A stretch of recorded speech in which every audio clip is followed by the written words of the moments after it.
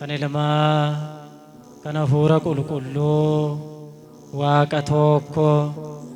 አሜን። ይትባረክ እግዚአብሔር አምላከ ኩሉ ነፍስ ለዘወለደን በወንጌል ሐዲስ እማይ ወእም ቅዱስ መንፈስ በብዙሃ ጻማ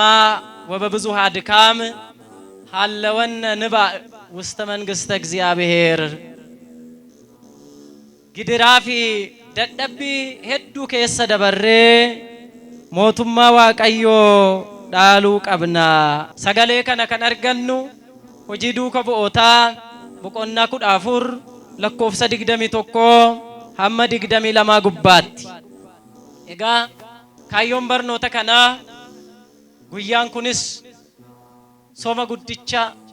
akka mana kiristaanaa keenyatti sooma guddicha torbee sadaffaa sanbata torbee sadaffaa mukuraab mana qulqullummaa jedhamee beekamu irra jirra waan ta'eef isaanis wal qabsiifne gooftaan keenya gooftaan duuka buutota filate gooftaan tajaajila duuka bu'ootaa eebbise hafuura isaa isaanii laatee jabina isaa isaaniif kennee afaan hedduu isaaniif kennee addunyaa guutuurra huruu wa maharuu wusta kulluu asnaafa alam addunyaa guutuurra deemaa barsiisaa saba hundumaa barsiisaa duuka buutota koos taasisaa maqaa abbaa fi ilmaa hafuura qulqulluutinis cuuphaa kan isaaniin jedhe gooftaan har'a guyyaa gara mana qulqullummaatti ol seenee waan ta'eef guyyaa seena qabeettii kanatti guyyaa mukuraab kanatti nuyis immoo bifa kanaan mana qulqullummaa kanatti wal argineerra waaqayyo tajaajila keenya hafuura isaatiin hoogganee sagalee isaa akka nu ibsuuf eeyyama isaa hunduma keenyaaf haa ta'u. Elaa በብዙሃ ጻማ ወበብዙሃ ድካም ሐለወነ ንባ ውስተ መንግሥተ እግዚአብሔር ጀቹን ረኪናፍ ግድራ ሄዱ ከሰ ደበሬ ደደቢ ሄዱ ከሰ ደበሬ ዳልቱ ሞቱማ ዋቀዮ ተኡደ ደንደኡ ቀብናይዳ ጀቸ ከና ከንዱበተን ዱከ ቡቶታዳ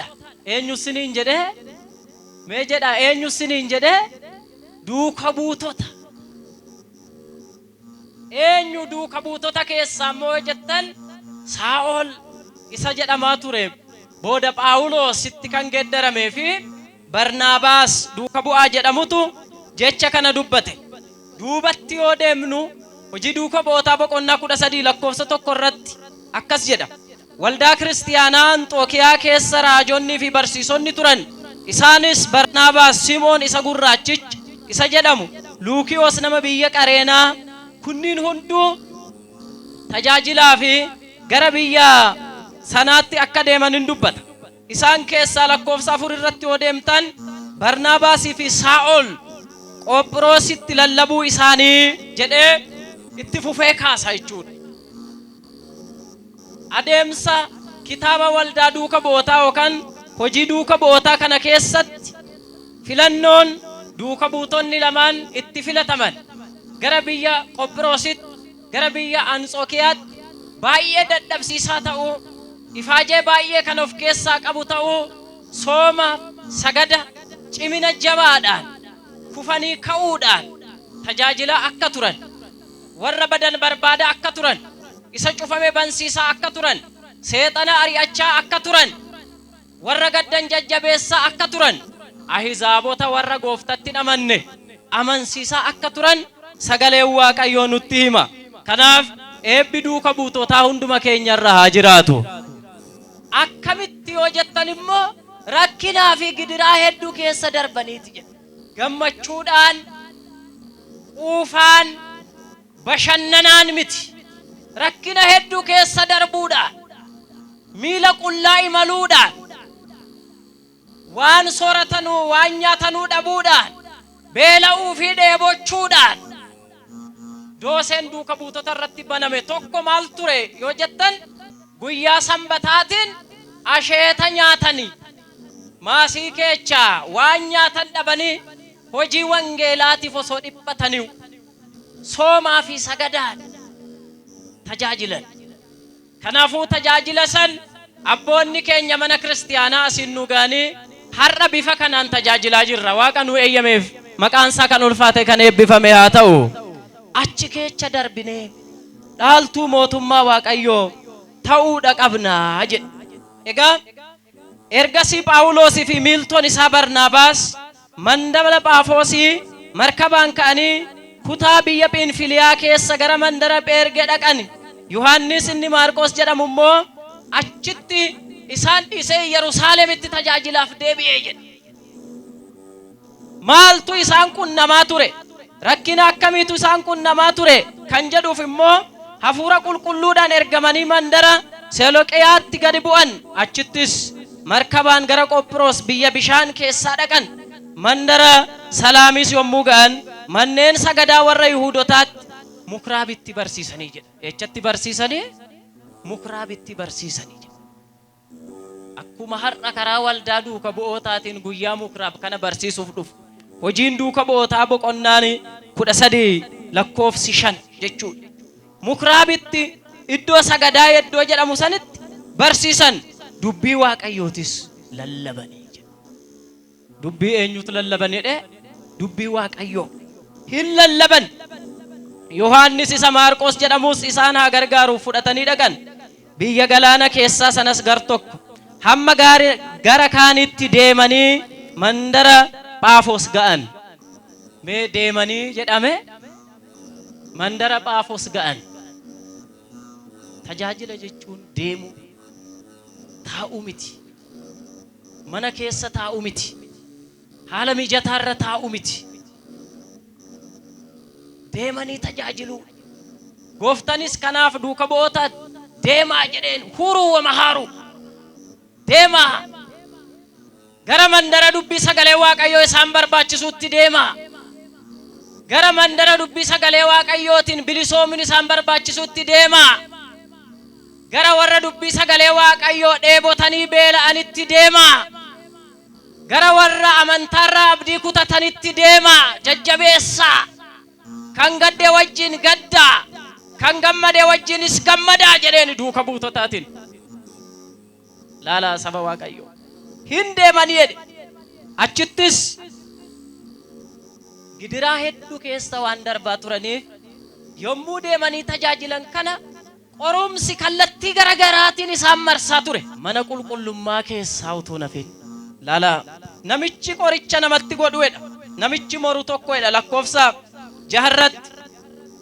gadi sittanii lakkoofsa 7 irratti namichi qoricha namatti godhu namicha biyya bishaan keessa bulchuu sanaa wajjin ture. Maqaan namicha Sargiyoos Phaawulos jedhamaadha. Namichi qoricha namatti godhu jedhamee lakkoofsa 7 irratti eerame sun Bariyaasuus jedhama. Moraa fi falfalaan ummata naannoo sanaa kan cinqu. Waaqa otoo hin ta'in ani Waaqa kan jedhu. Qoricha raawwachuudhaan sammuu namaa kana doochu. Inni sun isaan hordofaa ture waan ta'eef gufuu tajaajila isaaniitti ta'aa ture. Kana hunda keessa darbaa tajaajilan. Keessa ammoo lasab xalaa'utuu sab'aa beetuu akkuma jedhu wangeelli keessa ammoo warra mana qulqullummaa keessaa otoo nafin qorumsa garagaraa keessummeessa tajaajilan. Maal ture yoo jettan mana koo mana sagadaati, manni koo mana kadhannaati. Isin garuu buufata warra kashlabbee taasiftani. Buufata warra wambadee taasiftanii akkuma jedhe guyyaa har'aa gooftaan keenya Yesuus Kiristoos gara mukraaba Yihuudootaatti lixee wangeela Yohaannis boqonnaa 2 lakkoofsa 16 gubbaatti beeti yassa beeta ጸሎት ሰማይ manni koo mana kadhataa jedhamti, manni koos mana sagadaa jedhamti. Isin garuu itti gibru beeta abuye beeta masiyaat mana abbaa kooti mana daldalaa hin taasisina akkuma jedhe gooftaan. Qorimsi guddaan daldalli mana qulqullummaa keessatti hojjetamu. Namoonni dantaa ofii daldalatan mana qulqullummaa keessaa Yihuudoonni duuka buutota naannessaa turan. Kan duuka buutota naannessan immoo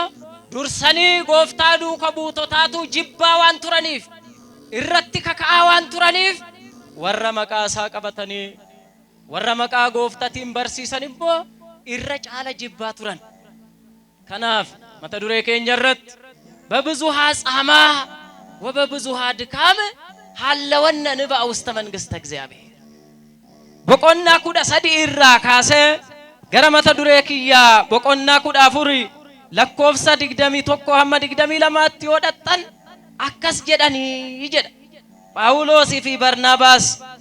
መንደረ ደርቤቲ ወንጌለ ለለበኒ ነሞተ ባዬ አመንቶታ ጎዳን ረኪነ ከቸ ደርበኒ warana kira kecha dabarre namoota baay'ee amantoota taasifnu waaqayyo nu haa taasisu.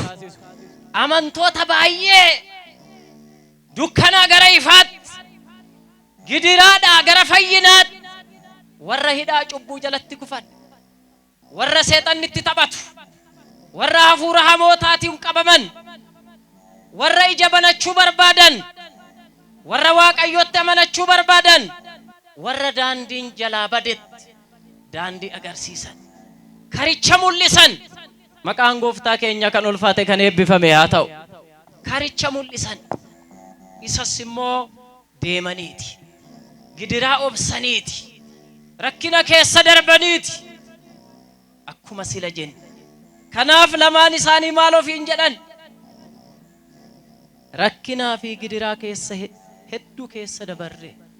dhaaltuu mootummaa waaqayyoo ta'uu qabnaa. kanaaf achi keessa hoo maalin darban yoo jettan soomuudhaan sagaduudhaan kadhachuudhaan sooma keenya waaqa tajaajilaan nu dabaale maqaan isaa kan ulfaate kan eebbifame haa ta'u sooma keenya kana waaqa deemsa akkanaatiin sagalee waaqayyoo lallabuudhaan nu dabaale nu mi'eeche nu bareeche haala kanaanis akka isa tajaajilu kan nu eeyyame uumaan keenya kan ulfaate kan eebbifame haa ta'u soomni duuka buutonni soomaa turan gooftaanis immoo soomni guddaan soomee nuuf fakkeenya ta'e kun bifa kanaan soomameedha. sooma bakka tokko taa'anii soomame miti soomaa sagadaa kadhachaa sagalee waaqayyoo labsaa baanii bu'aa duuka buutonni akkuma gooftaa waliin sulula qeedroon bu'anii tulluu ejersaa ba'an sana akka galaana galiilaa marsanii isa wajjin lafanni oole oolaa lafanni bule bulaa waan hundumaa dhiisanii bultii ofii qabeenyaa ofii horii ofii waan hundumaa dhiisanii gooftadhaaf yeroo isaa gaarii waaqayyo waliin qabnu kan nu cimsitu waan taateef ji'a soomaa kana keessa sagalee waaqayyoo barachaa haala kanaan waaqayyo nu gaggeessaa jira. fakkeenyaaf waaqayyo soomaa fi kadhannaadhaan imimmaaniin cubbuu akka haquu danda'u dhiifama laachuu akka danda'u wangeela luuqaas boqonnaa 7 lakkoofsa 47 gubbaatti አንድ ታሪኳ የተጻፈ ሴት አለ ማልጀድ ተሃድ ገላቲ ኃጢአታ ብዙ እስመ ብዙሃ አፍቀረተኒ ዱበርቲቲን ቢየናይን ከሰት ጩቡዳን ግድራዳን ቀበምቴ ቱርቴ ጎፍታን ኬኛ ኢየሱስ ክርስቶስ ገረ መንደረ ሰናቲ መና ሲሞን ነመ ጀደሙቲ ሮዴመቲ achi dhaquusaa ilaaltee gara isaatti deemtee jedha imimmaaniin urgooftuu ishee cubbuu ittiin raawwattu ishee ejjaaf sagaagala ittiin raawwachaa turte sana qabattee gara fuula gooftaatti deemteedha gara mana Simoonitti. gooftaan jaalalaa cubbuu hundumaa keenyaa hin dhiqa maqaan isaa kan ulfaate kan eebbifame haa ta'u. cubbuun keenya hundumaa kan nurraa dhiqame waaqayyo nu haa taasisu nurraa dhiqa soomaan kadhannaadhaan. kanaaf manni koommoo mana kadhataa jedhama jedheera itigbiru beeta abuye beeta misiyaat mana kadhataa ta'uu qaba malee mana loon mana handariin mana gugeen mana diinaarritti geeddaramu ta'uu hin qabu jedhe guyyaa har'aa kana gooftaan keenya Yesuus Kiristoos. maaliif فارو داويت الرتي اسمك أنات بيتك بلعني تأيرتم لألي يتأيروك ودك على إليه وكسعوك وبصوم لنفسي ينافهم منك يتنياتي إني جدمي راجو تاني هممي وان تريف داويت وان دبتي ينافهم منك يتنياتي من كي يوجقو أبين يساني سمو ساني سغلي واقعيوتيف وانجيلاف مسراچوداف لبو فيسوداف اكما دوكا بوتوني اولچن نون اللي اكستؤون وانو فتؤوف وانو برباچسوف واقعيو حالا كان نو كنيرا واقعيو مقا كانانس مو اكم وغافم نو غرغاريرا مقان سا كان الفاتي كان يبفمي هاتو ايغا اسكيست كدنا في صومني سغني بوان النقبو حقم سچبو صوم تفوس قسل نفس وتعصمم كل لورازوت صومني مدى لبو فيفتي درغغوتا في مود وبسلات تيجدا واقايو وبسا هندما كينيفنوها كنو وبسلات وبسا في جلالا تسغبينا ما كنتين اكما سن حقم سچبوت سمو صومني امماني في كدنا والبرق بديوان نفتوف صومني كباشه اوتونتاني برقاي مماني برقا كدنا صومني ادم صافي هريرو غاري واقيو ولين قمنو كنو چمستو وان تاتف جي صوما كنكيس سغلي واقيو برچا حال كناني واقيو نغگيس ساجرا فكينياف واقيو صوما في كدنادان اممانين چبو اكا حقو دندو يفملاچو اكا دندو وانجيل لوقاس بقنا توربا لكوفس افورتمي توربا غبات عند تاريخوا يتጻፈ ሴት አለ ማልጀድ ተሃድ ገላቲ ኃጢአታ ብዙ እስመ ብዙሃ አፍቀረተኒ ዱበርቲቲን ቢየናይን ከሰት ጩቡዳን ግድራዳን ቀበምቴ ቱርቴ ጎፍታን ኬኛ ኢየሱስ ክርስቶስ ገረ መንደረሰናቲ መና ሲሞን ነመ ጀደሙቲ ሮዴመቲ achi dhaquu isaa ilaaltee gara isaatti deemtee jedha imimmaaniin urgooftuu ishee cubbuu ittiin raawwattu ishee ejjaaf sagaagala ittiin raawwachaa turte sana qabattee gara fuula gooftaatti deemteedha bakka cubbuun baay'een jirutti jedhame dhiifamni waaqayyoo achitti baay'ata چبو keenya baay'ee waaqayyo dhiifama isaa baay'eedhaan nurraa haa haqu laala cubbuun namaa dhiifama waaqayyo bira darbuun jiru cubbuun guddaa jedhamu cubbuun baay'een hin jiru dhiifamni waaqayyo baay'een hin jira garuu maqaan waaqayyo kan ulfaate kan eebbifame haa ta'u baay'iftee jaalatte fayyuu barbaadde gara mana Simoonitti irbaata nyaachuuf gara warra Yihuudootaatti cubbamoota wajjin irbaata nyaachuuf gooftaan achi jiraachuu argite kara balbala duubaatiin deemteedha ani kana affeere gooftaa qulqulluudha duuka buutota isaatiin affeere malee cubbamtuun maal manaa gootiidha namni akkasi cubbamtuun tuni tuffatamtuun tun maal asii gootii jedhe isheen sodaa guddina gara duddubbaatiin dhaabbattee saalfidhaan imimmaan ishee cobsite imimmaan ishee cobni imimmaani miilla gooftaa keenya Yesuus Kiristoosiin jiise asirraa maal baranna cubbuu amanuu maal amanuu siniin jedhe amantanii cubbuu keessan waaqayyo dhiifama isaa battalatti kan nu taasisu dhiifamni waaqayyo biraa kan nu ergamu cubbuu keenya yoo amanne warra cubbuu keenya amanne araara kadhannu akka taanu waaqayyo nu haa gargaaru namni baay'een cubbuu ofii amanuu rakkata ani cubbamaadha jechuu hin rakkata kanaaf soomiin keenya yeroo baay'een soomna marsee nutti deddeebi'a garuu akkuma arginu rakkoon baay'ee nu dhiba nageenyi nu dhiba alaamanattu jaalalli nu dhiba gidiraan keenya baay'atee samiidha sodaa nutti ta'a dachiidha walii keenya wal jibbina dhiiga walii dhangalaafna samiidha ammoo sodaadha galaanni guuta yandoo yaasa lagni guutee galaana ta'ee galooni lubbuu baay'ee galaafata isa kaan beelaan loon irraa dhumata oongeedhaan namni dhuma isa kaan immoo dachiin irra dhaabbatan gara kibbaa kana dachiin irra dhaabbatan jalaa tochootee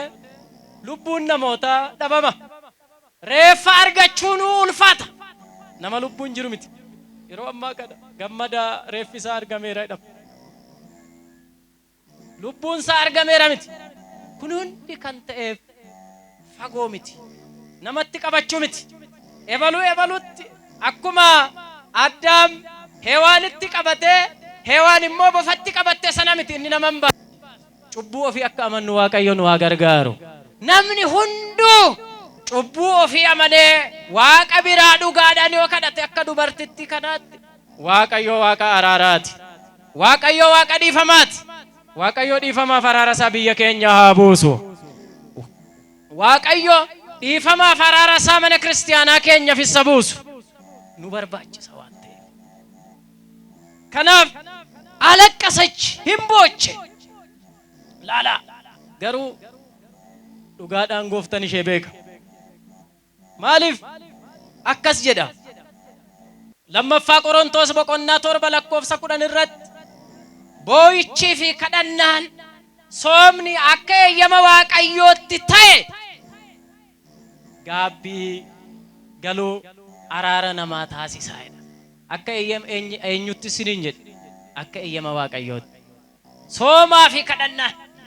lammaffaa Qorontos boqonnaa 7 lakkoofsa 10 akka eeyyama Waaqayyootti kan ta'e akka eeyyama namaatti miti akka fedha namaatti miti akka kaalaandarii qofaatti miti akka lakkoofsa dhaha baraa qofaa miti akka eeyyama Waaqayyootti kan ta'e laala sooma akka eeyyama Waaqayyootti ta'e akka nuu ta'u eeyyama isaa nuuf haa ta'u sooma kana sooma akka eeyyama Waaqayyoo ta'e kan Waaqayyo jaalatu kan araara biyya keenya fidu kan nageenya jireenya keenya fidu kan dheekkamsa samiisa ta'u mallattoolee bara xumuraa amma addunyaa guutuu keessatti arginu lola garaagarana waraana garaagarana arginu kana hundumaa sooma nurraa qabu araara Waaqa biraa nuu fidu sooma akkasii Waaqayyo nu haa taasisu waan baay'ee of keessaa qaba waan ta'eef laala kanaaf Daawit faarsaa isaa gubbaatti akkuma dubbate cubbuu ofii amanuun hin barbaachisu faarsaa Daawit faarsaa 37 lakkoofsa 3 irratti cubbuu kootirraa kan ka'e lafeewwan koo nageenya hin qabanedha maaliin koo lafeewwan koo nageenya hin qaban imimmaan kootinis immoo siree koo miicatan bulaa jedhe Daawit maal labe isinitti fakkaata hin beekna waa'ee Daawit sirriitti beektu faarsaa isaa sirriitti beektu faarsaan Daawit tajaajila mana kiristaanaa Ortodoksii Tawaahidoo Itoophiyaa keessatti tajaajila mana kiristaanaa keenya keessatti bakki inni itti hin galle hin jiru maahileetii keessa saataatii keessa faarfannaa keessa qiddaasee keessa sirna galatoo keessa gaggeessaa warra boqotanii fitaatii keessa kiristinnaa keessa tajaajila tokkoon keessatti akka mi'eessituutti itti gala faarsaan Daawit kanatu Daawit mooticha waggaa 40 biyya guddoo sana saba Waaqayyoo kan hooggan kennaawwan gurguddaa 7 kan qabu kanatu maal jedhe sababa cubbuu kiyyaatiin lafeen koo nageenya hin qabu warra cubbuu keenya amannu akka taanu waan barbaachisuuf saba Waaqayyoo namoonni baay'een ana dabalatee cubbuu keenya amanuu irratti rakkina qabna cubbamoota ta'uu keenya irratti beeknee kadhachuu irratti rakkina qabna kanaaf اسم أفكارو እግዚአብሔር ለዓለም ወመጣበ ወልዶ ዋህደ ከመይህየው ወንጌላ ዮሐንስ በቆንዳ ሰዲ ለኮፍሳ ኩደጃ ዋቀዮ ገና كوم سرّا چوبموتا تاني وتوجرو وانو جالته نوغرو واقع جالنه چوبو كينيا منو ددبنا نمني چوبو في امنو ددبو اوف جيب مالي واقع جيب متي نمني اوف جالتو يوجراتي نمي كمو چوبو في امنه كدچو كف اوف جالنه تانن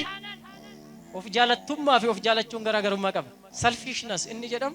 isakane yo nyaatu yo dhugu ofi nyaatani qofa jiraachuun inni injal barbaadam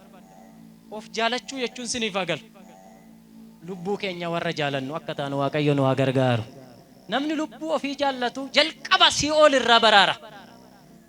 waan biraa ramit dukkana ramit kashlabbee biyya lafaat ramit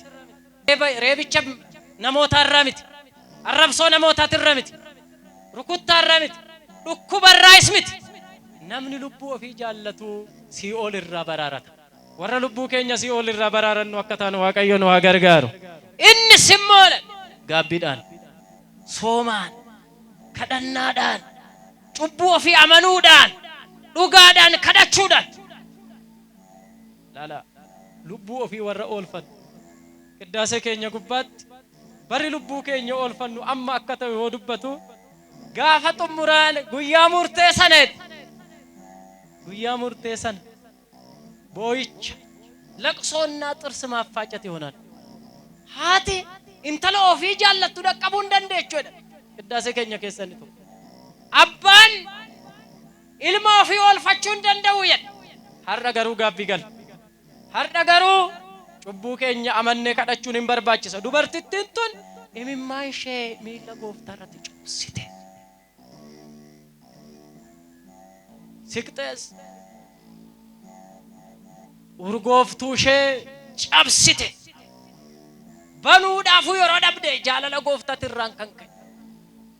tahaad galaatti haa ብዙ እስመ ብዙ አፍቀረተኒ jedhe gooftaan laalaa jedhe isini duuka buutota koos dabalatee ayhuudotan nana ati yaa simoon mana kee keessatti kan naaf feertennana yeroon seenirraa eegalee ati bishaan harkaayyuu naan dhi'eechine isheen garuu imimmaan isheetiin miilla koo jiisaa turteedhe ati zayita mataa koo nan dibneedhe isheen garuu urgooftuu ishee cabsitee mataa koo na dibdee jedhe kanaaf cubbuun baay'een akka isheerra jirru beekteet jaalala baay'ee natti agarsiiftee jedhe amma rakkoon warri cubbuu baay'een hojjedhe jettan waaqayyoof jaalala baay'ee agarsiisa warri cubbuu baay'ee hojjenne jennee ofitti beennu waaqayyoof garuu jaalala baay'ee haa agarsiifnu adaraa keessan cubbuus hojjechaa waaqayyoos jibba akkamitti ta'a namni baay'een kan ittiin qabame kana cubbuus hin hojjeta waaqa simmoon beeku hin barbaadu waka cubbuun dhiisu cubbuus hojjechaa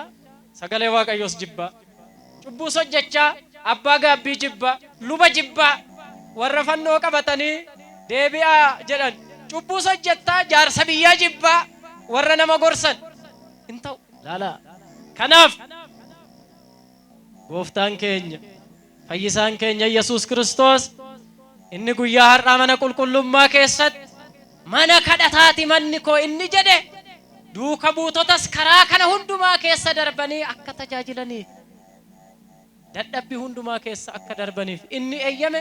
cubbuu namaa kana quudha gooftaan maqaan isaa kan ulfaate kan eebbifame haa ta'u kanaaf rakkinaa fi gidiraa hedduu keessa dabarree mootummaa waaqayyoo dhaaluu danda'u qaba kufnee kaanee laala rakkina keecha beela keecha ari'atamuu keecha jibbamuu keecha achi keecha jira mootummaa waaqayyoo isin jidduu jira jedhe eecha jira jedhe gooftane achi jira